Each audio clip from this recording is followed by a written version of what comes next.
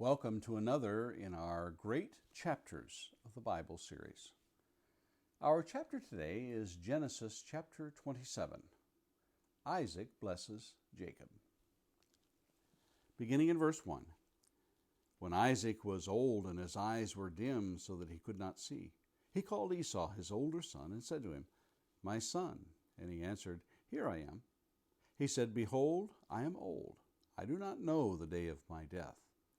Now then, take your weapons, your quiver and your bow, and go out to the field and hunt game for me, and prepare for me delicious food, such as I love, and bring it to me so that I may eat, that my soul may bless you before I die." Now Rebekah was listening when Isaac spoke to his son Esau. So when Esau went to the field to hunt for game and bring it, Rebekah said to her son Jacob, "I heard your father speak to your brother Esau. Bring me game and prepare it for me delicious food, that I may eat it and bless you before the Lord, before I die.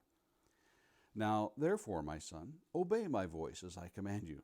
Go to the flock and bring me 2 good young goats, so that I may prepare from them delicious food for your father, such as he loves.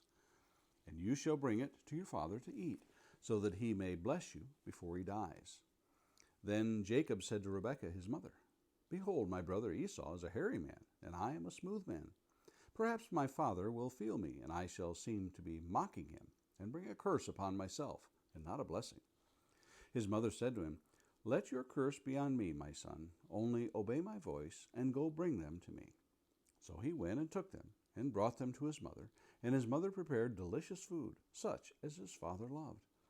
Then Rebekah took the best garments of Esau, her older son, which were with her in the house, and put them on Jacob, her younger brother. And the skins of the young goats she put on his hands and on the smooth part of his neck. And she put the delicious food and the bread, which she had prepared, into the hand of her son Jacob. So he went in to his father and said, "My father." And he said, "Here I am." "Who are you, my son?"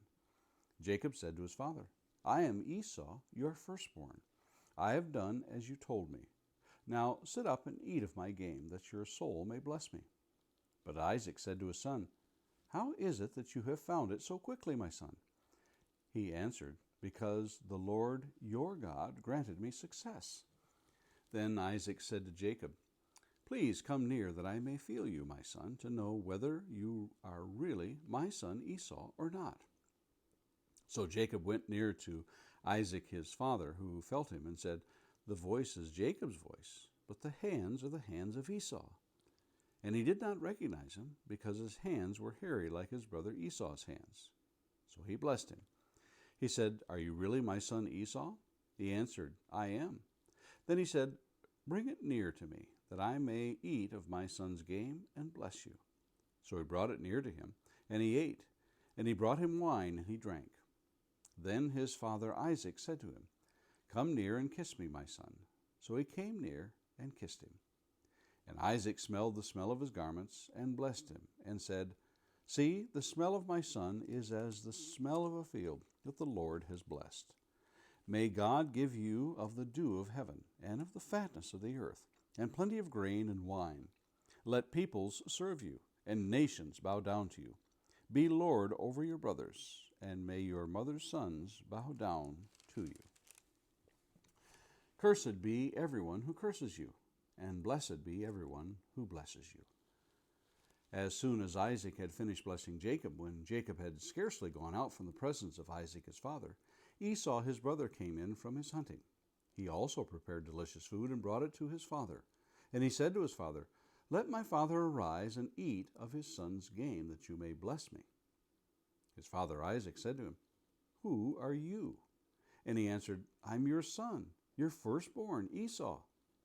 Then Isaac trembled very violently and said, "Who was it then that hunted game and brought it to me? And I ate it all before you came, and I have blessed him.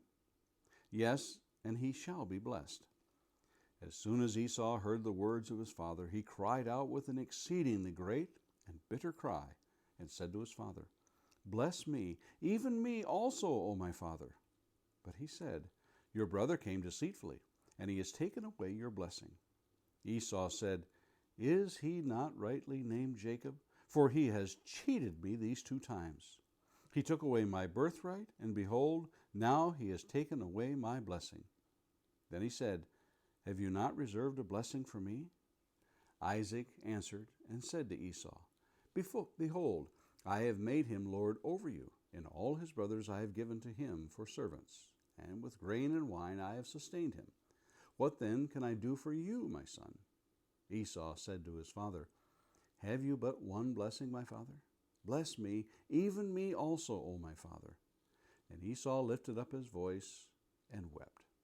Then Isaac his father answered him and said, Behold, away from the fatness of the earth shall your dwelling be, and away from the dew of the heaven on high.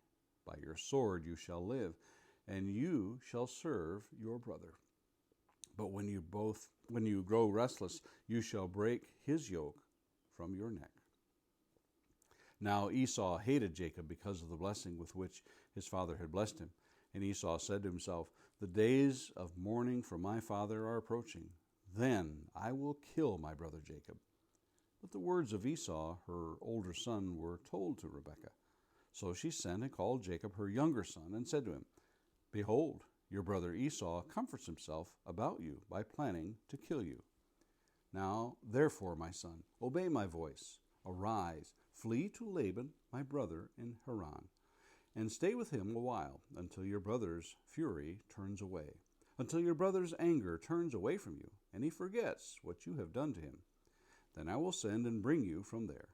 Why should I be bereft of you both in one day? Then Rebekah said to Isaac, I loathe my life because of the Hittite women. If Jacob marries one of the Hittite women like these, one of the women of the land, what good will my life be to me?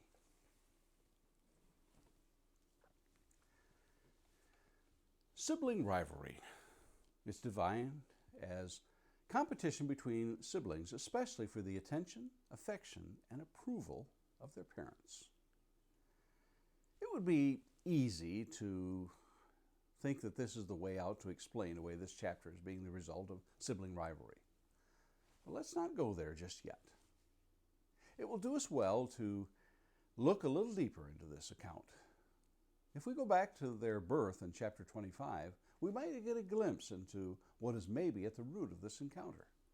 In Genesis chapter 25, verses 22 and 23, we read, The children struggled together within her, and she said, If it is thus, why is this happening to me? So she went to inquire of the Lord. And the Lord said to her, 2 nations are in your womb, and 2 peoples from within you shall be divided. The one shall be stronger than the other. The older shall serve the younger. And further we read in Genesis chapter 25 and verses 27 and 28, When the boys grew up, Esau was a skillful hunter, a man of the field, while Jacob was a quiet man, dwelling in tents. Isaac loved Esau because he ate of his game, but Rebekah loved Jacob. We begin to fill in some of the blanks here to help us grasp what is going on. Is there more to this? Well, let's fast forward to Jacob's time in Padan Aram with his mother's brother Laban. To give the condensed version, Jacob falls in love with Rachel and agrees with Laban to work 7 years, after which she will be given to him as his wife. Laban tricks Jacob and replaces Rachel with Leah. Then he has to work another 7 years for Rachel. Fast forward again to the end of Jacob's time working for Laban when he tells Rachel and Leah in Genesis 31 verses 6 and 7, You know that I have served your father with all my strength, yet your father has cheated me and changed my wages 10 times. But God did not permit him to harm me. So we see the apple doesn't fall far from the tree as regarding Jacob's mother, Rebekah. Now, in human terms, we believe we have the big picture. But remember what Rebekah was told when she was pregnant with those boys in Genesis 25:23. The Lord said to her, 2 nations are in your womb, and 2 peoples from within you shall be divided. The one shall be stronger than the other. The older shall serve the younger. Isaiah, by the agency of the Holy Spirit, years from then, declared about God in Isaiah 46:10, declaring the end from the beginning and from the ancient times, things not yet done, saying, My counsel shall stand, and I will accomplish all my purpose. Interestingly enough, the Apostle Paul uses these two brothers to explain the mercy of God when he writes to the Romans in Romans 9, verses 12 through 16. She was told the older will serve the younger. As it is written, Jacob I loved, but Esau I hated.